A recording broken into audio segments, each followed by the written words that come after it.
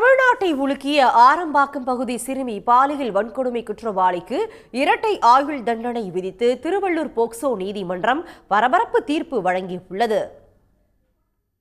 கும்மிடிப்பூண்டியை அடுத்த ஆரம்பாக்கம் பகுதியில் கடந்த ஜூலை 12ஆம் தேதி பள்ளி முடிந்து வீட்டிற்கு நடந்து சென்று கொண்டிருந்த 8 வயது சிறுமி கடத்தப்பட்டு பாலியல் வன்கொடுமை செய்யப்பட்டார். இந்த வழக்கில் அங்கு பதிவான சிசிடிவி காட்சிகளை கொண்டு போலீசார் துப்பு துளக்கி ஜூலை 25ஆம் தேதி ஆந்திர மாநிலம் சூலூர்பேட்டையில் பதுங்கியிருந்த ராஜு விஸ்வகர்மா என்ற இளைஞரை கைது செய்தனர். கடந்த 5 மாதங்களாக திருவள்ளூர் போக்சோ நீதிமன்றத்தில் வழக்கு விசாரணை நடைபெற்று வந்தது. தமிழ்நாட்டையே உலுக்கிய இந்த வழக்கில் நேற்று தீர்ப்பளிக்கப்பட்டது.